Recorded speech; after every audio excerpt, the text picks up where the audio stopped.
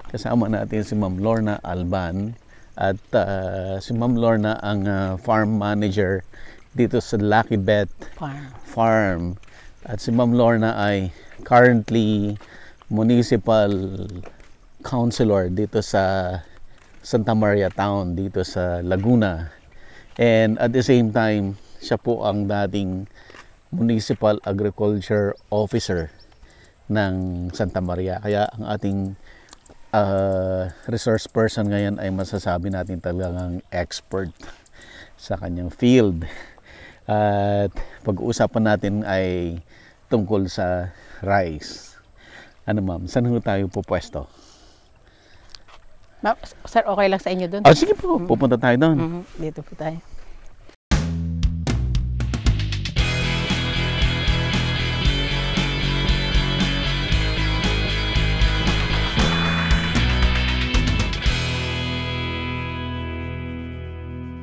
Available na po ang agribusiness merch sa Shopee. Ang link nasa description box.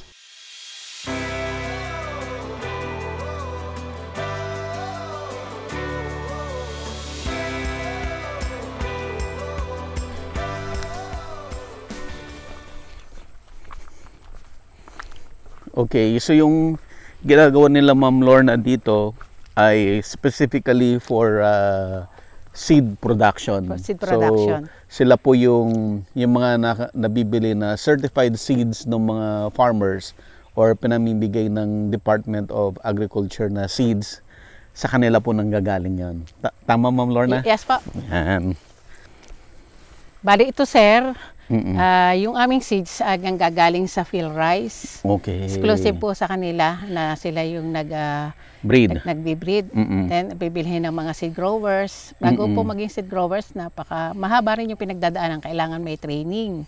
Then dapat ay member kami ng isang cooperative na ang aming nakamowa kami with field rice and DA. Yun po yung ginagawa namin. At exclusive po kami dito po sa Laguna. Ang tawag doon sa kooperatiba namin ay Acopro Laguna. Okay. Ayan. So, puro seed grower po yun? Puro seed grower po yun. Bali, nakakontract po kami. Ngayong pong season na to, nakakontract kami ng 11,000 bags ng seeds. Para po, yun yung ibibigay namin sa farmers. Wow. Bali po, ang field rice, ang mag-procure, doon po kami magbebenta, sila po yung bibili namin, then sila po yung magdi-distribute sa farmers ng libreng binhi. Oo, so bimigay nila ng libre. Libre po para sa mga farmers. Okay, so yung seed, yung original na seed, yung mother seed, kumbaga ay ang tawag po namin doon ay registered seeds. Meron pong foundation seeds. Yung pong foundation seeds, itatanim din. Then yun po ay yung palaramihin. Then ang amin pong mapoproduce is certified seeds. Yung po yung binibigay sa mga farmers. Oh, di ba? Iba-ibang level. Okay. So, bawat level yun, ma'am, iba-iba ang cultural management. Yes po. Dito po kami, napansin po ninyo, simula pa lang po, nagpipili na kami. Talaga pong kailangan ito yung aming land preparation. Kailangan ay walang makakahalo. So, hindi naman po 100% may nagiging halo. So, nagkakaroon kami ng rogging. Kung napansin niyo po, yung isang punong yon. Ayan, yung binunot. Ayan po binunot. Ayan po ay ibig sabihin ibang halo, variety yan. Ibang variety. Kailangan po, ito po, dadaan po ulit kami sa rogging dito. Yung po mga nakikita natin na matataas. Ito po yung mga hindi nakasabay. Po, tatanggalin pa po yan bago pa mag-harvest. Pupunta po dito yung mga taga-BPI. Titingnan nila kung ilang percent na may halo ang palayan. Then may mga recommendation po sila bago nagagawin kami sila. Then yun ang gagawin namin bago kami mag-harvest. Okay. Marami pa ang proseso, mga nakatatlo pong visit dito bago matapos. So ma'am, may bumabagsak? Marami po. Meron pong panahon na lahat baksak po yun. Pag nag-iba po ako ng variety, medyo sumablay ng konti yung land preparation. Ayun. Maraming halo doon sigurado. Maraming halo. Ayun. Talaga may madaming off-types. Off-types po kung tawagin. Oo. Yung mga, probably yung mga naiwan doon sa previous, mahalo doon sa bago. Sir, ito tulad nito, ito medyo may tinamaan ng kinain ng insekto, tinamaan ng sakit. O yan to, kailangan yan ay yan ng klase. Kasi umulan ng umulan. Kaya po nagkakaganyan ay umulan ng umulan. Noong panahon siya ay namumulaklak at nung bago siya tumungo. So anong gagawin dyan? Affected po yung kanilang harvest. Kasi pagtaas po na, pag bulaklakan po yung palay, taas pumatak yung ulan, so talagang nasisira po yun. Dahil ang open po yung palay eh. So madami na siya yung, ang tawag pa sa amin dito, sa Santa Maria, ang tawag doon, tulyapis. Pero ito po, tulad tulyapis, yan. Yung yan walang laman. Yan naman po, apekto niya ng insekto. Kinain po yan ng bugs. Paano yung ganyan, ma'am? Yung mga ganyan na tamaan ng sakit o hindi naglaman, maka-apekto doon sa quality ng certified seeds mo? Kung hindi po siya maaalis, pero dumadaan naman po sa cleaning. Okay. Kaya ibig sabihin, meron po kaming machinery na dadaan sa cleaning, so nawawala po siya. So, yung mga goods din lang po ang lalabas. Nababawasan lang yung yield mo. Nababawasan lang ng yield. Pero ito ngayon po ay tag-ulan. Maganda pa po siya. Hindi naman po siya, estimate ko po, more than 5 tons pa yan, hanggang 6 tons kaya pa niyang ma-harvest per hectare. Kung makikita po natin, wala naman ito po, damage po ito ng damage po ito ng insekto. Dapat po kasi ito ay, usually, ito, naging yan, na damage po yan. Leaf holder po ito, may uod po ito before. Leaf holder po ang tawag. Pero kung napansin ninyo, hindi naman siya masyadong madami. So, hindi ko na ina-recommend na mag-spray. Kasi ang lason po napakamahal din, babayad ka pa, paapektuhan pa yung mga tao. Hindi naman masyadong makaka-apekto dun sa harvest. So kailan kayo nagde-decide to use chemicals, insecticides, pesticides? Pag malaki na po yung, sa tingin ko po, may yung infestation, minsan hindi na maiwasan. Pag kailangan na, so nagdidesisyon ako pag marami na po na atangya ang tawag po Ano doon. po yung marami, ma'am? Ilang percent po yun doon sa buong siguro, plantation? Pag halimbawa ay mga nasa 30%, mga ganun, 25%. Pero lagi ko po ang sinasabi sa mga tauhan ko, sa palagi mo ba yung insekto makakakain ng 2 kabang palay? O ganon. Pag makakakain na siya ng 2 palay, i-compute natin yon. Magkano yung ating magagastos? Magkano ang isang lason? More than 1,000. Then yung bayad pa sa labor. Magkano na. Pero kung 2,000 lang naman ang mawawala dyan, hindi pa malalagyan ng lason yung palay natin. Hayaan mo na. Hayaan ang na galing. natin. Ganun po ako mag-decide. Hindi ako, titingnan ko po kung ano yung magiging. Kung makaka-apekto talaga. Kung makaka-apekto talaga, hindi kailangan naman talaga. Hindi ba, ma'am, when the time na you decided not to use chemical, it's too late already? Yun po yung pinag-aaralan namin. Sabi ko, pag may nakita ka, halimbawa po, kung yung pong rice stem borer, yun po dapat, pag nakakita ka ng itlog, magbibilang ka ng 7 days. Pag alam mo mapipisa na siya at marami yung population ng egg, bago pa siya mapisa, mag-i-spray ka. Kung hindi ka mag-i-spray, sigurado, pag makikita mo, late na yung pag-i-spray mo. So, sasabayan mo. Kung man nakakakita dito ng egg, kaya matitingnan na, nasanay na po yung mga tao, kung makakita ka ng egg dito, magbibilang ka kung kailan sila mapipisa, kaya naman po yun. Dahil, yun. So, ibig sabihin, ma'am, ang ang tao nyo ay naka-ready lang, naka-antabi lang dyan. Basta pag marami yung napapansin natin, so mag-i-spray na. Ito po, nag-spray po kami ng isang beses. Kasi anong stage po ng plant nung nag-spray kayo? Nung nagbubuting stage po, kasi mabango na po yung palay pag ganun eh. Yung ano yung pag buting? naglilihi. Lihe? Naglilihi bago nagbubuntis? Oo, nagbubuntis po. Naglilihi na siya. Yung 40 days po noon, maglapit na siyang maglihi. Oh, I see. So, kung kulang po sa abono, maninilaw siya. Pero kailangan po, yung typing of application ng fertilizer. Okay. Ang dapat po talagang malaman, yung iba pong farmer na hindi sanay, nakakalendar yung pagtatanim nila, paglalagay ng abono, yung sa unang panahon pa, na kailangan magdalawang sabog, minsan late na, hindi nakakainin ang halaman. Hindi na niya kakainin. Dapat i-staggered Para lang pong kumain ng kani, para pa lang kumain. Oh. Let's say po, kahit po ikaw maglagay ng marami, yun lang ang kaya ng tiyan mo, yun lang ang doon ka, mabusog ka na. Pero kung lagyan natin yan, halimbawa, ang kaya lang niyang kainin, kita po dito sa presentation ng dahon, mag-green pa. Bakit mo siya lalagyan ng halimbawa 5? Kung sa tingin mo na may mag-green pa, ang pwede mo, sa palagay, makaya mo lang 3, okay na yun. Di 3 na ilalagay mo para hindi masayang. Doon po minsan nagkakamali ang mga farmer dahil minsan naka-mindset na ngayon, sasabog ko 10 sako. Pero kailangan niya ubusin niya yung 10. Pero hindi naman kailangan ng halaman yun. Kaya maraming farmer ang nalulugi. Sinasabi nila hindi kumikita. Pero pag ganito po naman, tulad kami, nag-aalagay po kami ng organic. Tinitingnan ko kung halimbawa sasabihin ko sa mag-green pa ba? Pag hindi ako pag mag-green pa, so kaya 2 na lang lalagay natin. Kasi talaga po sa continuous paggamit ng organic fertilizer, talagang dadating yung panahon na konting-kaunti na lang yung gagamitin mong synthetic. Okay. Anong organic fertilizer po ang gamit Kami po ninyo? ang nagpo-produce. Kayong gumagawa? Ito, na dito po ano sa po yung building materials na gamit ninyo? Chicken manure. Nung po Chicken kami may manure. baboy, ginagamit din namin yan. May tuyuan po kami. Then, nilalagyan nga lang po namin ng effective microorganism.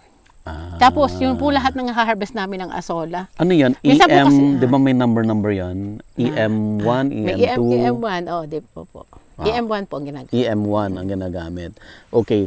Ma'am, ano ba ang gamit ng organic fertilizer sa palay at kailan linalagay? Ako po, ang practice ko po talaga ay before ako magtanim, sa last harrowing, naglalagay so parang na po basal mo yan? Basta po pag sa last harrowing, ilalagay ko na para ma-incorporate na. Then, para ready na po pag nilagay. Kasi ang palay naman po, napakabilis mag-absorb ng fertilizer. Kasi pa talaga, pag rice, talaga, kailangan nila yon dahil 100 days lang ay mag-harvest ka na. So, kailangan po 0 to 10 days, nakapag first application ka na ng synthetic. Then after noon ay 21 days, 28 days, titingnan po kung ano yung sa plant mo, kung talagang kailangan na. Then kapag tag-araw po, nagti-3 split po ako ng sabog ng abono. Kailangan mo within 40 to 40 days, tapos na yung pagsasabog ng abono.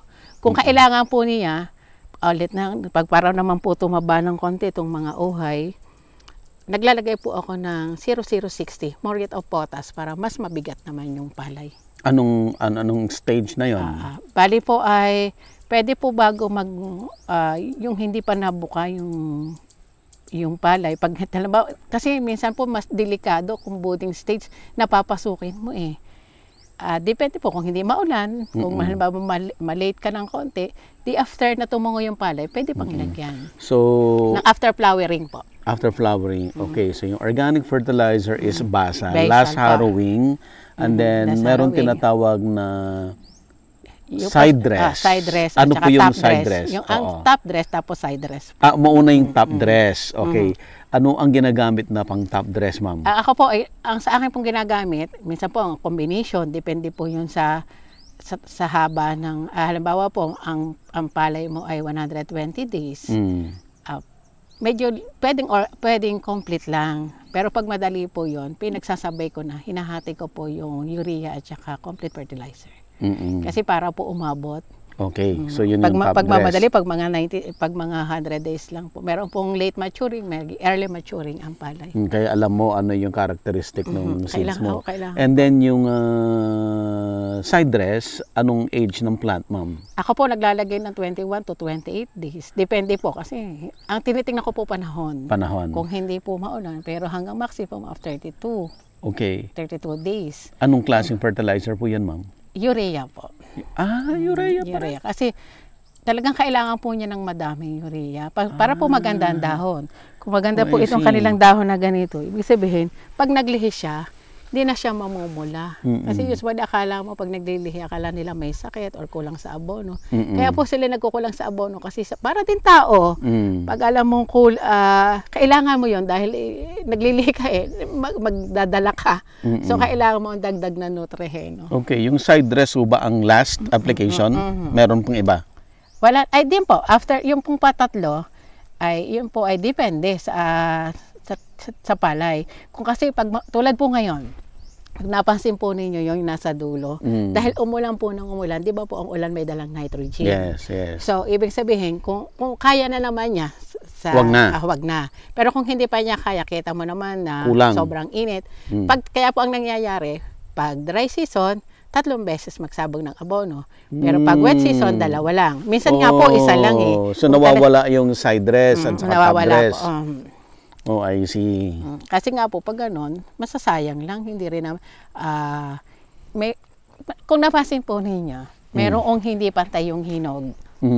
Kasi po yun, siguro napadami yung sabog ng abono. Tapos the rest pa, masyado siyang maraming nitrogen. Kaya kahit po parehong variety, hindi sabay yung pagkahinog. Pag marami masyadong nitrogen, what will happen? Nalilate po yung... Puro dahon. Iba po, tumatabal ko, konti ang bunga, pero minsan po, nalilate po yung kanya maturity. Nalilate ang kanya maturity. Yung ripening stage po late. Yung sa ripening. Okay. So, yung going back to the basal na pre-process ninyo na chicken, is that the processed chicken manure ang tawag ninyo, ma'am? Po. Okay, processed chicken manure. May sisingit lang ako, ma'am, ha? Meron akong kilalang produkto sa Greenland. It's a processed chicken manure na organic. So, I think pwede rin doon sa palay. Tapos meron pa ang isang kakilala, si Amo Organic Fertilizer. Ay, magaling po si Amo. Na-try niya na si Amo. Ayan. So, siya naman ay for side dress and top dress. Magaling. Na-testing ko na po yun. Na-test nyo na? Opo. Kasi yun po yung pinapamigay ng DA. At saka, okay. Ang galing po niya sa iba pang crops. Namulaklak yung mga orchids ko dahil sa Amo. Okay. So, okay, tapos na tayo sa discussion about production. Dito sa fertilization and pest management. Ano ma'am, no? Well, naapiyawan lang natin yung pest management. Okay, ano yung mga pinaka importante na dapat babantayan na peste dito sa palay? Stem borer. Stem borer talaga, number 1. Tsaka po ito yung sasabi ko sa inyo, leaf folder. Kasi pag yung pera-barong dito, dadami po to. Okay. Meron pong area doon sa kabilang yun, ang dami-dami. Kasi hindi nga po nabantayan. Ibig sabihin, yung first stage niya, minsan, nakapangitlog, nakapag-uod na. Late appear. Ito po late na po yung appearance nito, nakakain na sila. Dapat bago nila nakain na sila. So yung again, stem borer, after yung minsan po nakaranas kami ng bago mag 1 month hanggang pagka 1 month, umaatake na yun. Seasonal din po. May mga panahon talaga na dami. May panahon namang hindi. Ayan. So, dyan po naman pumapasok yung mga entomologists kagaya ni Ma'am Ana na na-feature natin from Cebu. Kasi alam niya yung paano gumagalaw yung mga insekto. So, alam nila kung paano siya i-manage properly. Pag tama talaga po management, hindi mo na kailangan hindi mo na kailangan mag-spray. Kailangan aralin mo lang yung kanilang life cycle. Aralin mo lang yung life cycle nila para alam mo paano siya kontrahin. Okay, ma'am. So, napiyawan na natin ang pests and diseases, ang fertilization. How about land preparation, ma'am? Importante ang land preparation para walang tutubong mga weeds. Ito po, land preparation. Talaga po toro ang land preparation. Pagkatapos po talaga ng harvesting, di talaga madadry siya. Pag nagpatubig na po kayo, yun talaga mag-aararo na, magpo-flowing. Tapos susunod po yung ang ginagamit namin po ng araro, then second yun pong floating tiller. Okay. Then saka uulitin pag dito po kasi sarili namin yung machineries. Okay. Nagiging 4 po ang pasok ng motor ang ginagawa. Iba talaga ang mayaman. Hindi po, kasi nga sabi ko po, pag maganda yung land preparation, okay, makokontrol mo yung weeds. Okay. Pag nagtipid po ako sa land preparation, nagtipid ako sa kurodo, ang kalabang ko naman po weeds na mas mahal ang weedicide, ganyan. Okay, ma'am. Gaano katagal yung land preparation? Okay, ilang stages yan? Okay, from harvest, nakatiwangwang siya, dry yung lupa. And then pag pumasok na yung first na pasok ng tubig, ibababad mo ba yan dyan? Ginagawa ko po ay, minsan po, ginagawa ko talaga more than 1 month. 1 month? Kasi ang inisip ko para po mabulok. Mabulok talaga. Damo. Kasi pag ako po ay Halimbawa po, pinilisan ko yung kasing bantay lang nung pagsiseedbed ko. Eh, itatanim ko na po kasi within 21 days kailangan ko pong makatanim. Pero pag doon pa lang sa pagpupunla, hindi ko nag-advance ako ng preparation, sigurado madamo yung palayan. Madami po pating off types kasi abot pa yung tubo noon bago ako pag nagtanim ako. So lalabas yung mga off types ko. Yung mga dati kung nagpalit po ako ng variety, kitang-kita. Okay. So yung land preparation ay good land preparation somehow is para maganda ang part of the management yan. Yes po. Para maganda yung para maganda lalabas yun. na palay. Kasi kung talagang kahit naman po saan pag nagkamali ka talaga, talagang laging apektado yung harvest. Okay, ma'am. Ano po ang practice ng mga farmer? Bakit nagkakamali sila sa land prep? Tinuruan, 'di ba, from former MAU po kayo. Ano po ang tinuro nyo sa kanila na baguhin sa sistema nila? Dito po sa Santa Maria, ang pagkakamali lang po masan, yung papalit-palit ng tauhan, papalit-palit din po, lalo po pag mga bagong magsasaka, may mga bagong bili ng lupa. Kasi ang hindi po kasi pag nagbago ng tao, hindi nila alam yung management. So doon pa lang yung pag hindi po maalam yung mga landowner kung paano yung process. Minsan syempre yung pagbibigay ng puhunan, yung pagbibigay ng kung ano man, pag hindi nasunod yung timing, doon po talaga mamali ka lang ng timing sa rice, babaksak ka po. Bagsak ka talaga. Kaya ibig sabihin ko po, kung talagang permanente yung mga tao mo, na alam na yung sanay na sanay po sa pagpapalay, although wala naman pong makaka 100%, ay bumabaksak talaga sila. Pag ang taong hindi nila nakuha ay hindi sanay. Okay. Pero kung sanay naman po, talagang walang magagawa. Kung magkalamidad o minsan nga po, ngayon, walang ang tawag dito, golden snail. Oras pong bumaha, yung mga katabi mo meron at nag-overflow ang tubig. Damay ka na. So, pag hindi mo nabantayan yun, nakatanim ka, pagkatanim mo lang, kabukasan, minsan ubos na. So, ulit ka. Ganun kabilis. Pag araw-araw po, pag halimbawa po, nagplant ka ngayon, umulan, halos one month, ito pong nakaraan, halos in 1 month umuulan. Pagpunta mo sa palayan mo, isang gano'n na, wala lang palay, isang gano'n. So, hindi ka pa nakakaalis dun sa stage na yon, kita mo, malugi ka na. Na-discuss natin yung land preparation. What about yung seedbed management? Paano ang tamang pag-seedbed? Are you using transplanter? So, hindi pa po ngayon. So, ano pong ginagamit nyo ngayon? Tao pa rin. Tao pa rin. Okay. So may seedbed? May seedbed po ako dun sa yung pong mga tao ko sanina. Dahil nga po kami ay talagang tinuturuan ko po dahil nga po doon pa sa seedbed kami po ay talagang maingat na dahil pag nahaluan po kami doon pa lang sa pagsiseedbed, lagot na yun. Sigurado baksak na. Nakaranas po ako, nasa field pa lang, gito pa lang, binaksak na ng mga inspector dahil nakita nila na marami na yung halo. Kaya talaga po kaming maingat dun sa paggagawa ng seedbed. Kailangan po talaga very thorough yung preparation. Medyo iaangat mo ng konti just in case na umulan. Okay. Pero po kami direct seeding. Direct seeding kayo until now? Po. So mano-mano tao po? Tapos po yung paggagawa namin ng seedbed, yun po, direct. Kahit bumili na lang kami, after a while, ilalagay mo na lang doon, aalagaan mo siya, lalagyan ng organic. Then the 8 days, kung mahina yung paglaki niya, lalagyan mo siya ng konting synthetic. After 20 to hanggang 21 days, hindi po ako nagpapaedad ng seedling. Ng seedling.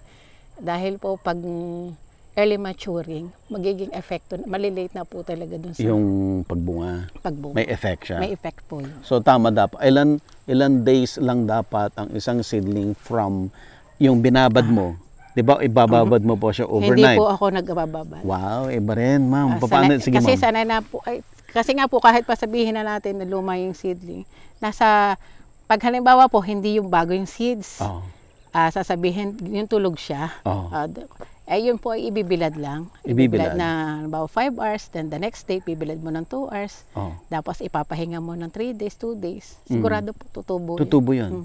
Okay. So, direkta lagay sa seedbed?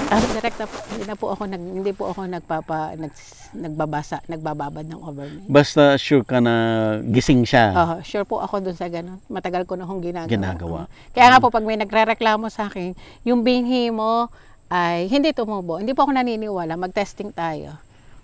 Kasi minsan po, dun sa karanasan ko, pag nasobrahan po ng babad, nagkaamoy yung seeds. So, mas delikado pa pala yung nagbababad. Pero dati po yung ginagawa.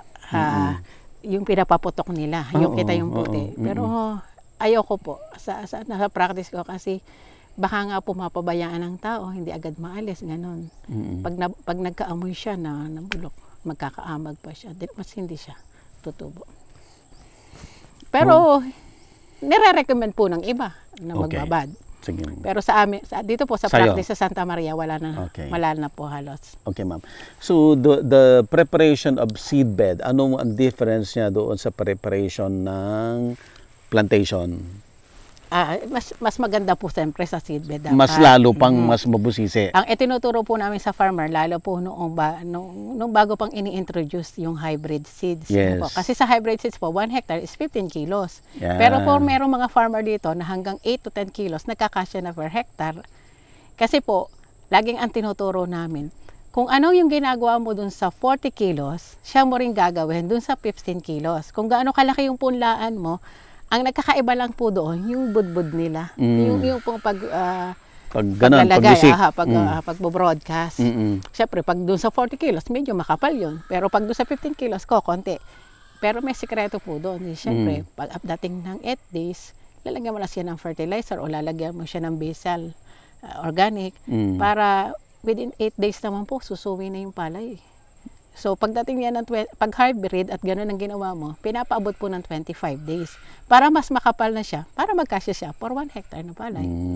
And at the same time, tama ba mama, at the same time kung if you're going to use 40 kilos of seeds, sobrang kapal, nagkukumpit yung seedling. So, hindi rin siya maganda. Maganda po talaga na per hill, 1 to 3 lang. 1 to 3 lang. Kahit po 1 lang, okay po. Pag sa hybrid po, 1, mas ideal. Umaabot po siya ng marami pong showbiz siya. Ito po, ayoko po pag umabot na po ng 5, ayoko na. Kasi sa akin maximum 1 to 3 para mas maganda po yung panunuwi niya. Sa isang halaman ho ba, pag nag-mature siya, yung 1 to 3, gaano kakapal yon pag lumaki na? Sir, ito. Ito po. So ilang suwi po lahat yan, ma'am? Minsan po, nag-umabot ng 20, 24, may ganun po. Mas marami po siya. Isang ano? Yan, yan po, ang dami. Yan, ang dami. Yan. So, 1 to 3 lang yan? 1 to 3. Okay, ma'am. Ayan, rice bag yan. Ito. Yan, ito yung rice bag na yan. Sir, ang kinain niya, ito, makarami siyang kinain. Ito.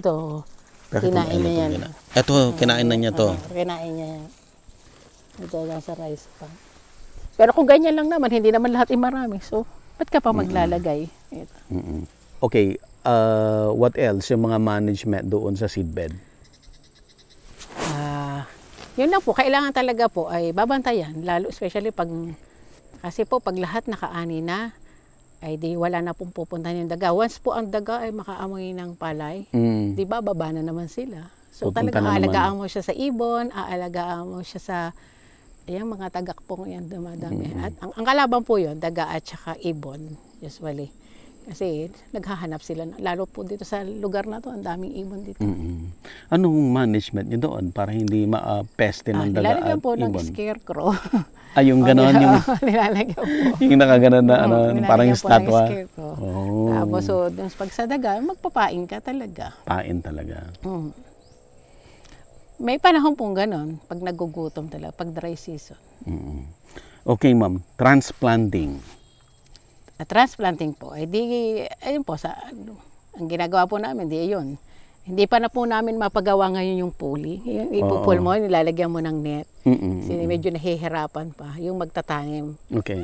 tatanggihan ako ng magtatanim kasi sasabihin, ang hirap namang itanim ng palay nyo kasi gusto nila yung medyo na napuputol yung ugat. Kasi nga, mas madaling iganon po, mabilis. Pero once po yan ay kasama yung ugat, magpapadagdag sila ng bayad. Pero mas maganda naman po yun. Mas maganda pag hindi naputol ang Mas ugat. maganda po. Pero talagang po yun ang recommended. Pero alam niyo naman ang mga tao, pag nakita nila maganda, at ako, lagi po ako nagiging example, na pag dito, pag nakita nilang maganda, nag-try po kami ng isang season, kaya lang po talaga, sa kakulangan ang magtatanim, tinanggihan ako. So kung gagawin ko po uli yun, tatanggihan na naman ako. Kaya kailangan po talaga namin matuto ang mga farmer na gumamit ng transplanter. Medyo ang hirap lang po sa transplanter, siyempre maraming seedling tray na magagamit kami. Oo. Yun naman ang investment. Yun naman Pero ma'am, may binibigay ang Department of Agriculture. Actually, ang dami, halos po dito lahat ng samahan sa Santa Maria may transplanter na, pero nasa demo pa kami din. Pero hopefully this coming season po, tag-araw magamit na ulit namin. Ano ang magiging advantage pag ikaw ay naka-transplanter na? Siyempre, mas mura po. Mas At saka tatiming ka. Hindi ka maghihintay kung kailan available ang tao. Kasi 2 lang ang kailangan mo doon o 3 tao lang. Unlike pag magpapatanim ka dito, minsan kailangan mo 30, 35 na tao. Dito po mga 35 ang tumatanim. Talagang makikiusap ka. Sa laki ng area ng Santa Maria, ikaw ang maghihintay. Bago po pa ako magpunla, magpapa-schedule na ako. Kasi kung ako ay magpapa-schedule na nakapunla na ako, sasalan ako sa time ng planting. Nagigipit ka? Pero ito po, pag nagha-harvester kami nito, ay nakabantay talaga ako kasi nga seeds, baka mahaluan. Okay ma'am, meron bang tamang timing kailan magta-transplant? May oras ba yan? Wala naman po. Wala naman. Usually ginagawa maaga pa, daling araw pa lang po, narito na yung mga tao. Wala naman po. Ang kailangan lang po pag nag-transplanting, wala talaga yung mga golden kohol. Pag umulan lang malakas, yari ka. Yari ka. Kasi sila pag naka-plant, although naglagay ka talaga ng molusicide. Tapos inulan, di na wash out yun, matatakot ka kasi kabukasan nandun na naman sila. Kasi ang kohol po talaga, nandun pa rin sila maalis lang sila, kahit pala sila 10 feet, nabubuhay pa rin sila once na nagkatubig. Okay, so pag nakapag-transplant na tayo, paano naman ang water management? Minsan po nagkakaproblema sa water management. Kailangan talaga po, pag nakatanim, di ilang araw na wala, aalsan mo siya ng tubig para siya yung ugat niya ay ma-stuck doon sa lupa. Then mag-a-apply ka ng herbicide ng minsan pre-emergent, minsan post-emergent. Tapos bago mag-apply ng abono, kailangang patutubigan mo siya. Patubigan. Then after pagkatapos ng abono, di aalisin mo ulit. Intermittent po ang water. Mas maganda po. So may tubig, tanggalin, magpapatubig, tanggalin. Mas maganda po yun. Kasi kaya naman po. Pero pag lagi po kaya po ang gusto ng mga farmer, laging may tubig. Hindi po tumutubo yung damo. Yung damo. Kasi pag nawalan po, pero ang palay po, gusto din na siya inaiigahan para mas nakakahinga siya. Kaya lang, ang kalabang po doon, dadamuhin talaga. Laki ang gastos ng, malaki po ang gastos. So paano nyo, kung ang recommendation ninyo ay tigil-tigil ang patubig, dapat po maganda po yung herbicide na gagamitin, timing of application. Yan na, doon na papasok. Pag ang ginagawa po namin, pagka planting 3 days, mag-apply kami ng herbicide. Then kung may matira man doon, dahil nga doon sa intermittent minsan naman kahit gusto nyo magpatubig, wala namang available sa irrigation. Di nagkakaproblema po doon, maiiga pa din siya, magkakadamo siya. So mag-herbicide po kami. Kung hindi pa rin makaya, magmamanual na po ng pag-aalis ng weeds. So, isang bunot na. Yun po yung malaki ang gastos. Kaya po mahirap talaga pag hindi ka nag-apply dahil talagang sobrang kalaban mo ang mga weeds, napakarami. Tingnan po hanggang yan, mga nakakalusot pa rin yung weeds na yun. Meron pa rin, ano? Ito, ang dami pa rin kasi meron pong mga nabibili na resistant na. Pag lagi mo yun ang ginagamit mo. Nagiging resistant din. Nagiging resistant. Parang peste rin, ha? Nagiging resistant na siya. Okay, ma'am. Aside from water management, then andyan na pumasok na yung fertilization, na-discuss na natin, management ng insects, pesticides, ganyan. What else? Ano pa ang importante? Sa harvesting po. Tapos, Harvesting na? Tulad po namin talaga, tulad ng sa drying pati, doon po kasi dapat talaga mag-ingat. Yung pong pagdadry ng palay, kailangan hindi sosobra, kaya hindi kukulang. Dahil baka bumaksak sa laboratory. Kailangan po hanggang 40% lang. Kung maaari, 13.5. Ang moisture. Moisture. Kasi pag lumampas pa doon, hindi baksak ka na sa lab. Okay, paano ang tamang drying procedure? Nung una po, nung hindi pa po uso ang dryer dito. Kaya po kami may mga pavement na ganyan. Diyan po kami nagbibilad. Pero ngayon naman po, ay meron na talaga na galing sa DA ng mga drying facilities. Doon na po kami. Ibinabayad na lang po namin sa isang kooperatiba dito. At meron din naman yung private. Doon na kayo? Doon na po. Mas safe po yan? Mas safe naman ho. Pero minsan ho, nakabantay pa rin kami. Kasi baka mahaluan. Ang mga tao minsan hindi maingat. Once a doon sa dami po na nagpapadry, yung sa mga sako ginamit, yung mga pala na ginamit, minsan mayroon pa palang laman. Mahigpit ho talaga ang lab and CQCS. Kasi sa kanila magkaroon ng 5 na halo na ganun. Bagsak kilo, na. Bagsak na. Tulad po nito, off-types po yan. Bago pa lang mamumulaklak. Bago pa lang siya. Tatanggalin po namin yan. Kukuha pa po ako ng labor para tanggalin ayun, lahat. Yung nakatayo pa lang, oh. Ayan. Tsaka po yung mataas Nakita mo, na Ella, yan. yung nakataas na ganan. Di ba lahat sila nakadiyuko na? Siya ano pa lang. Nakita mo? Ayan. So, yan po yung, anong tawag dyan, ma'am? Off-types. At saka po types. yan po, yung mataas na yun. Yun yung nasa madulong yun. Mga halo po yan. So, yan ang mga binabantayan. Tatanggalin po yan ang mga nandyan. Tapos po, kung yung matidistinguish po nyo, sanay na po yung tao ko. Ito po sa ng variety. Kita po ninyo, mahaba siya. O, minsan po may buntot yan. Pag halimbawa may nakita silang may buntot yung palay, kasi po, yun po, hindi po siya ka-variety. Kailangan, ito po, mayroon bang may buntot. Pero pag may nakuha po kayo ng walang buntot, ayan. Dapat po may pare-parehong ganito. Oh, I see. So, yan yung mga binabantayan. Ito po yung mga ginagawa ng mga taga-BPI. Okay. Ma'am, yung harvesting mo, mano-mano rin? Hindi po. May harvester. Harvester na. Babayad po kami sa harvester. Ito po. So, you make it sure na na-sanitize yung harvester? Kasi baka may mga... Nakabantay po ako. Bago pagdating po nila dito, pinalilinis ko po yun. Kumuha po ako ng labor. Then pag nasa field na po, yung 2 sako hanggang 5 bags na lalabas doon sa harvester, hindi ko po sinasama yun sa seeds. Out muna yan? Out muna po yun. Yun po yung ginagawa namin pangkain. Kasi baka yun ay may halo. Oo, may nakalusot pa. May nakalusot pa. So yung after po noon, then kung kami po naman sa ganito, talagang ingat na ingat po kami sa drying.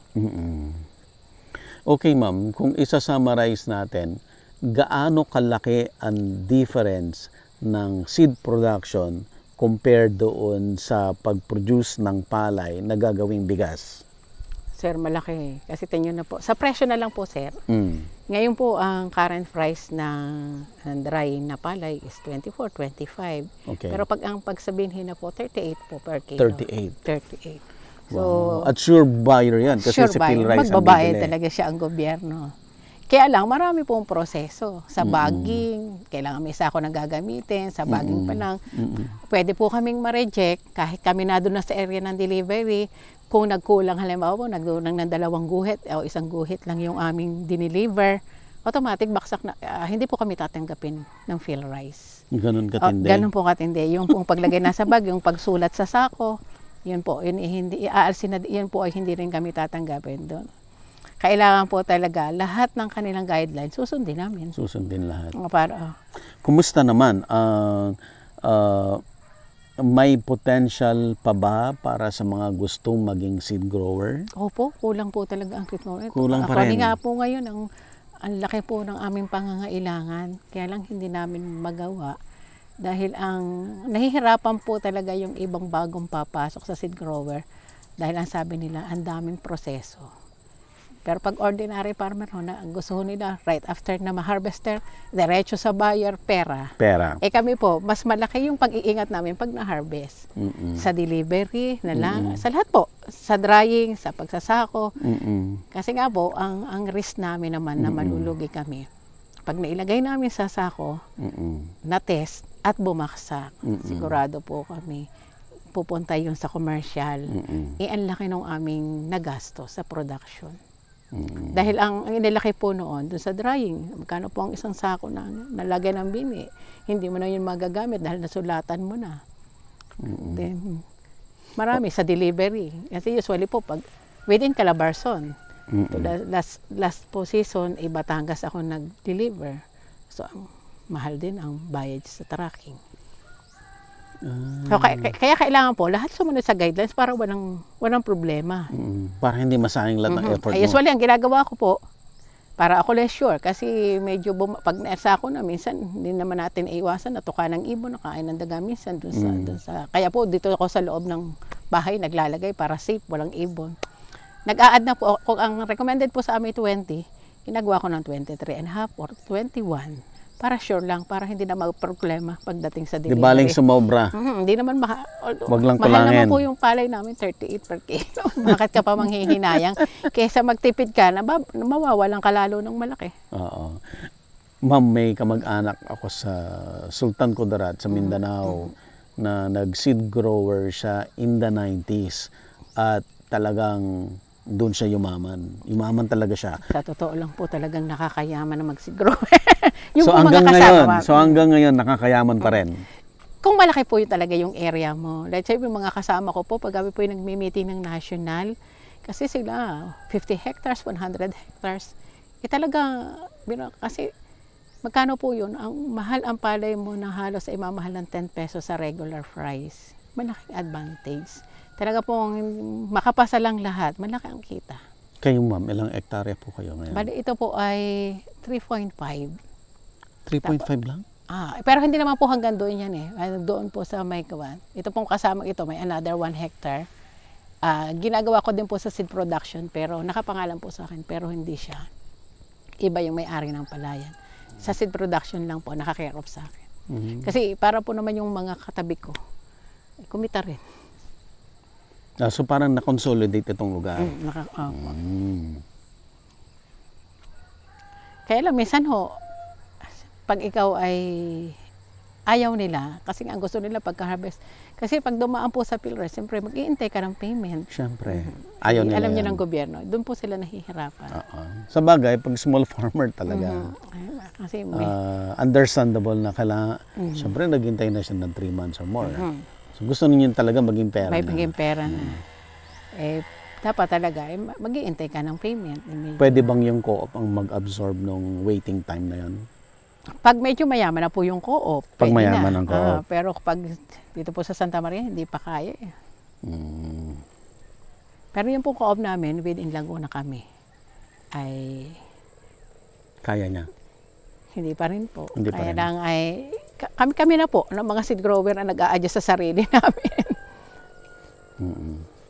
Okay ma'am, may message ko kayo sa audience natin na nakinig sa usapan natin na baka mag-isip-isip, mukhang magandang mag-seed grower Ano po ang message nyo sa kanila? Sa mga rice farmer po na subscriber ni Sir, na napakaganda po ng hanap buhay, na maging ikaw yung maging seed grower. Pero kahit po hindi seed grower, alam ko po kumikita po ang magpapalayan. Siguro po ay proper management lang ho talaga ang kailangan dahil napakadami naman po ng mga subsidy na ibinibigay ng gobyerno, mga interventions. Pero lalo na po higit pag ikaw is seed grower, siyempre mas malaki yung intervention din na natatanggap. Hanggang sa seeds, meron po talaga din silang ibinibigay na libre. Katulad din naman po nung sa hindi seed grower. Pero ang advantage po talaga sa mga ordinary rice farmer, mas nabibili po ng mahal ang seeds, ang seeds ng palay. Compare po sa akong 38 pesos per kilo po yun. So pwedeng maging milyonaryo? Pwede po. Pwede po. Oo. Lalo po Scale, talaga. economy of scale lang. Basta lang po talaga mas malaki yung area mo, mas malaki. Kasi talaga pong pag ikaw nakapagpasok ng medyo malaki-laki sa gobyerno, sure buyer po pati. Sigurado, sure buyer ang gobyerno. Stable price, sure buyer. Sure buyer. Okay. Ma'am, na-mention mo na maraming intervention ang gobyerno. Okay. Marami tayong magsasaka na nagrereklamo na hindi kumikita. Ang analysis natin doon ay dapat kailangan may tamang management. Tamang management po. Meron pa bang mga farmers na hindi naaabot ng intervention ng gobyerno? Yung last season, yung aping pong fertilizer butcher, ayan, talaga pong naghahanap pa kami. Kailangan talaga lang sa bawat farmer naka-register po sa DA. Naka-register po dun sa sinasabi nating RSBSA. Yes. Once po nandun na, sigurado pong mabibigyan. Mabibigyan at mabibigyan. Mabibigyan po. Ang nagkakaproblema lang po kung ang may-ari ang naka-registered, tas nag-abroad, dati po ay hindi binibigyan ng authorization. Pero ngayon po, nag-adjust po ang gobyerno. Lahat po ng pangangailangan yung mga nagiging mali nung una, naiitama po. Nabibigyan na po ngayon. May authorization. Gaano ba kahirap yung proseso na ma-register siya sa RSBA? Napakadali po. Pumunta lang sa office ng DA. Kung hindi ka pa available, ang mga technician po ang pumupunta sa area, pumupunta sa bahay para po ma-registered. Sa Municipal Agriculture Office? Opo, sa Municipal. Okay. Kailangan po pati para maisiguro yung palayan o maisiguro lahat ng pananim. Lahat naman po yung PCIC. Kailangan po maisiguro natin. Ito po, naka-registered po ito. So, in case po na bumagyo, kahit po ito standing crop, bukas haharbisin, biglang bumagyo. Siyempre maglalodge yan. So makakakuha ka ng claims. Okay. So kung tutuusin, walang dahilan na malulugi ang farmer? Yun nga po yung pinagtataka ko kasi sa tagal-tagal ko po na nagaganito, talagang hindi naman po nalulugi. Minsan talaga nung panahon ng bagyuhan, break even. Tapos kung makakuha ka naman ng claims, kahit pa paano naman. Ang kaya lang sinasabi nilang lugi, kung ito po lang ang single crop mo. Kaya talaga dapat po ay talagang diversified. Okay. So sila ma'am ay perfect example ng isang diversified farm. Kasi aside from rice seed production, mayroon silang high value crops, iba-ibang klaseng prutas, from banana to lansones, rambutan. Marami kaming kalamansi. Madami silang kalamansi, meron silang tilapia farm, meron silang ornamental fish farm, etc. Lahat po inatry ko na. Meron po kami. Meron din babuyan. Kaya po lang napatigil dahil ASF. ASF. Nadala po ako ng ASF. Nagkaroon na din po kami ng dopenasisi, yung pong colored chicken. Yung po ang manok. Alaga po kami dyan. Kay Dr. Erwin? Kay Dr. Erwin po ako kumuha.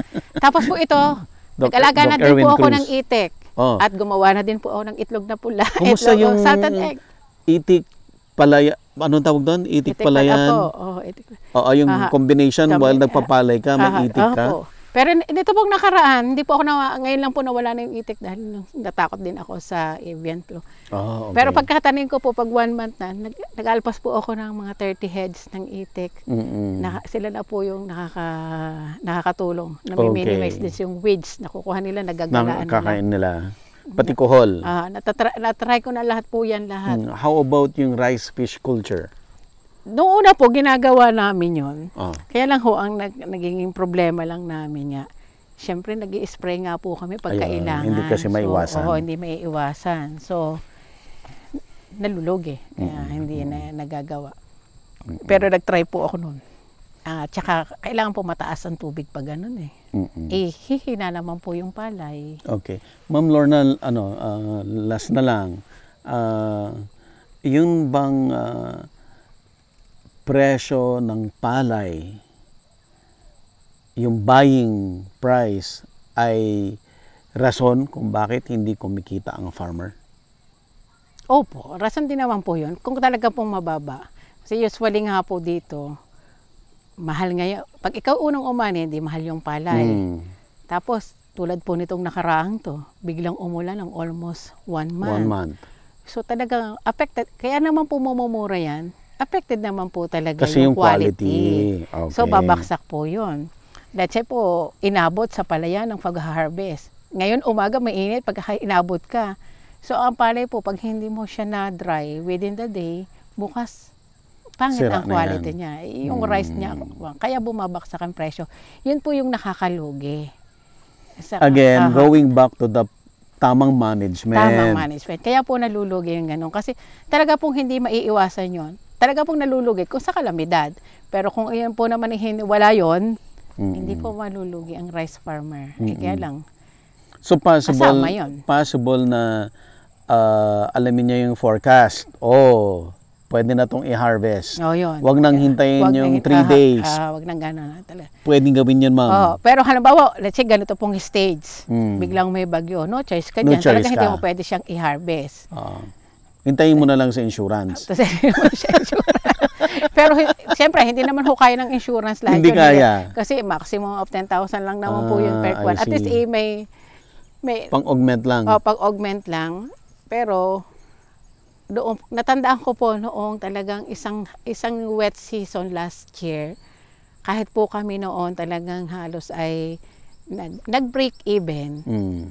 Kaya lang siguro ho, siyempre mapamaraan ako na rin ang nagpamil para lang hindi malugi. Pero pag iba nga po, mas sasabihin nga nila pampakain na lang sa itik dahil binagyo. Case to case basis naman po yun. Case. Pero kung maganda po yung panahon, tama lang. Hindi naman po nalulugi. Ngayon nga po, yung mga unang naka-harvest ng rice, sabi ko, huwag kayong tatanggi, ang laki ng kita nyo ha. Kasi ipagbenta nyo ng skin dry ng 21, 22.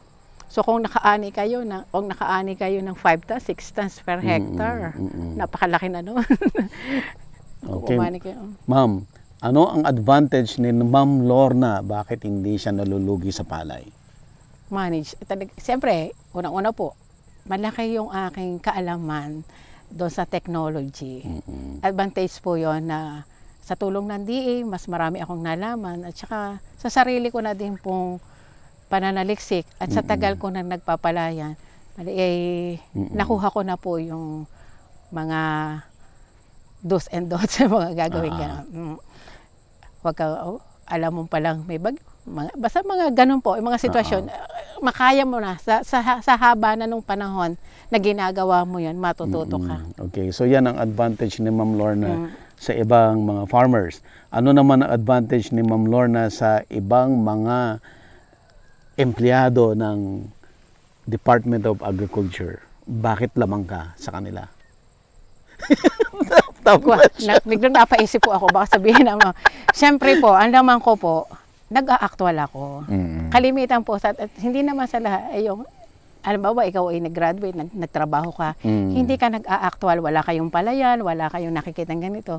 Iba po yung daily na ginagawa mo. Sa pagpunta mo lang, as technician ka, as empleyado ka, minsan-minsan ka lang sa field. Hindi mo nasubaybayan yung paglaki ng palay, yung simula sa pagtatanim, simula sa land preparation. Ako po, naranasan ko lang lahat yun. Naranasan ko pumunta lahat. Kaya, yun po yung advantage ko. Natatandaan ko po yung app ko ng Laguna namin. Sabi nga niya po sa akin noon, sana bago ka maging technician, makaranas ka magpalayan, makaranas ka mag-alaga ng palay para alam mo yung gagawin mo, alam mo yung ituturo mo sa farmer. Kasi kung hindi mo alam, baka yun nga sinasabi minsan po, talagang naranasan din namin yun nung bago pa lang ako. Siguro nararanasan pa din ng iba. Mas gagaling pa ba kayo sa akin? Dito na ako tumanda, ito na yung sasabihin alam ko. Ni farmer. Sasabihin ni farmer. May point siya doon. May point po siya doon. Pero ngayon po, sigurado ko po mas magaling kami sa mga farmer kasi may technology na kami sinusunod.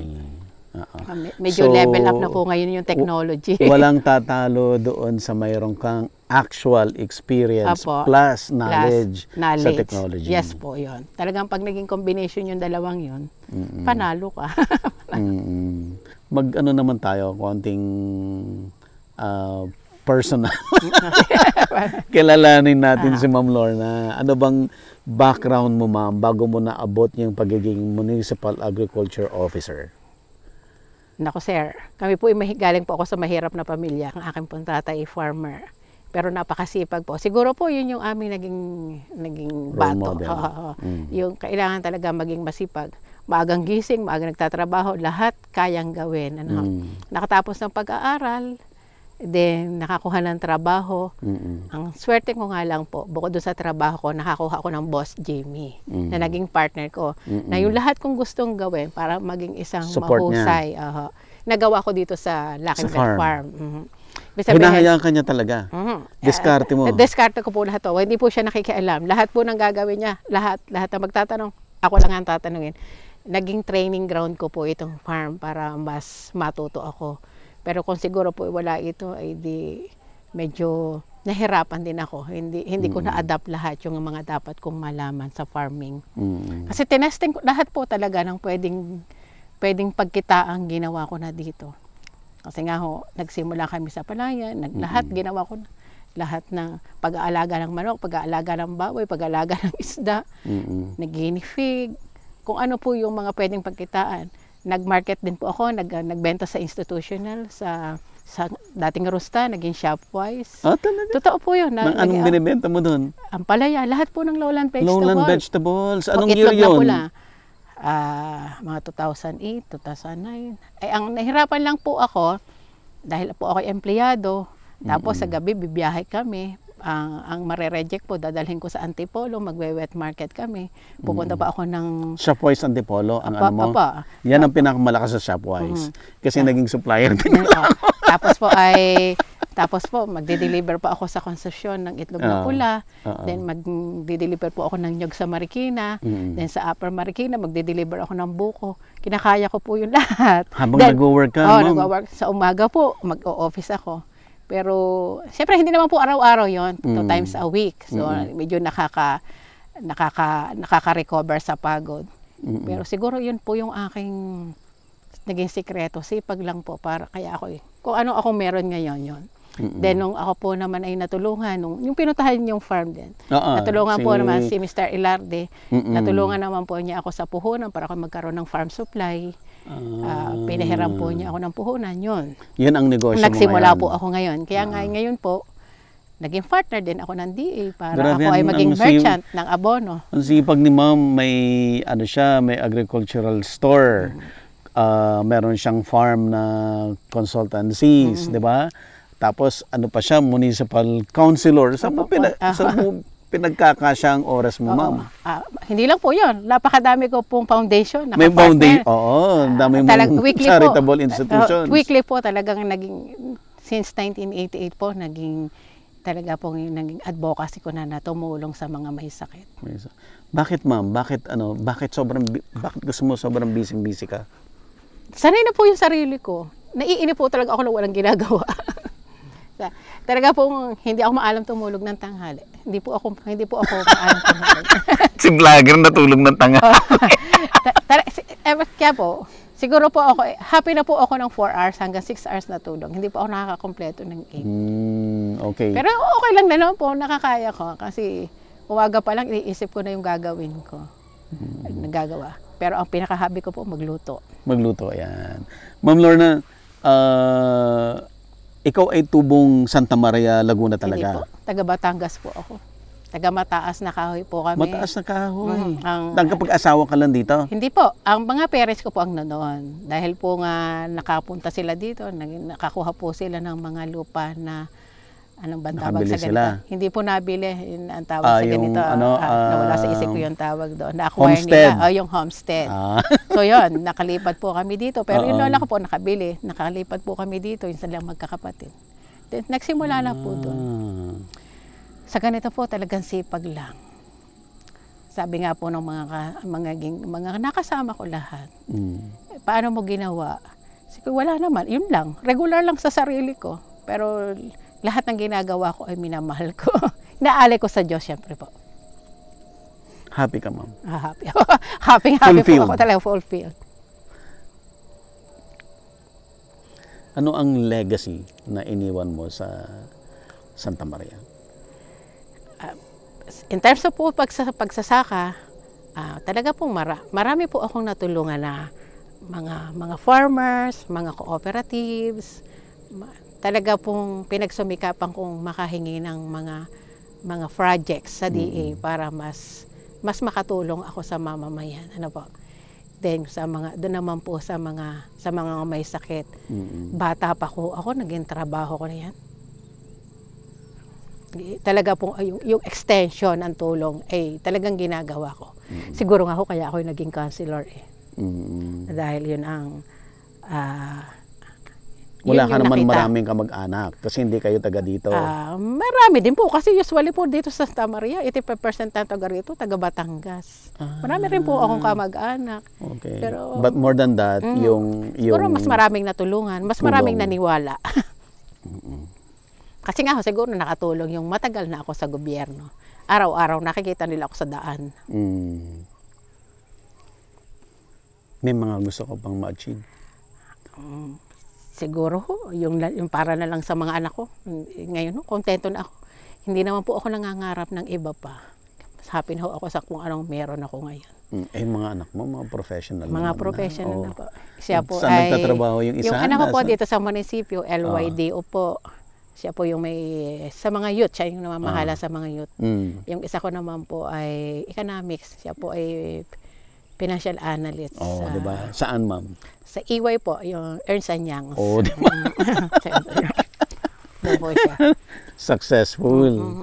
Okay. Kanina pong lunch ay, and even breakfast, sobrang appreciated namin, ma'am, yung hinanda ninyo kasama ka sa nag-prepare ng mga pagkain dahil yun ay yung passion. Ang pinaka tumatak is lahat ng kainin ay nanggaling dito sa farm. Yun po maliban lang sa baboy. Yun po yung binabalikan dito. Yun po yung binabalikan ng mga bisita namin. Kasi kung ano pong meron dito, yun yung niluluto ko. Kung available ganito, yan ang lulutuin natin. Kaya kanina umaga, challenge, kailangan makamingwit ka kasi wala nga kakaining tilapia. Yun ang challenge ko sa mga bisita. Pag hindi ka nakahuli, wala kang pritong tilapia. Okay. Anything else, ma'am? May gusto ko pang i-share sa base doon sa personal life mo, yung experience mo. Siguro yung paano po ka ay naging isang matagumpay. Maging matapat ka. Siyempre talagang ang mga biyaya ay lagi mong hihingin sa Panginoon. Yun po, talagang lahat ibibigay niya. Magbigay ka lang. Mag-share ka kung ano ang meron ka. Mas siksig, liglig at umaapaw ang balik sa'yo nun. Kung lahat po ng Mau ay kagaya ni Ma'am Lorna, hindi imposibleng uunlad ang Pilipinas, Ma'am Lorna. Siguro naman po. Lahat naman po kami. Talaga po naman pag ikaw ay nasa gobyerno, ang iisipin mo talaga ay kailangan magtrabaho ka. Sayang yung ibinabayad ng gobyerno kung hindi equal yung binabayad. Yung trabaho na ibibigay mo. Ito nga po. Pero dito po sa Santa Maria, kung napapansin nyo po, kung marami naman kayo nadating ng lugar, pero dito po napansin nyo masisipag ang tao. Lahat ng puntahan mo, lahat may taniman. May tanim. Pero kahit nga po Forest, pansinin nyo, marami pa rin nagtatanim. May mga fruit-bearing trees pa rin. May fruit-bearing trees pa rin. Ang ganda ng Santa Maria. Kita nyo yan lahat. Lahat po i-productive ang mga lupa dito. Basta po sa akin, kakain ka basta ka masipag. Magugutom ka lang dito sa Santa Maria kung ikaw ay tamad. Napaka-productive po ng aming lupa. Alright, Ma'am Lorna, maraming salamat po. Marami pong natutunan ang audience natin ngayon. Ma'am, no? Kasi marami talaga yung mga nagko-comment na hindi kumikita. Pero ang simpleng sagot ni Ma'am Lorna doon ay tamang management. Tamang management. Okay, ma'am. Thank you. Kaya pa ba natin or mag-risked na tayo for high value? Pwede naman po kayo mag-risked para makabalik kayo. Yes, ma'am. Risked na lang kasi... Tapos ay, sana, pag-harvest namin para mabigay ko kayo ng bigas. Kailan ang harvest, ma'am? Siguro po first week of October.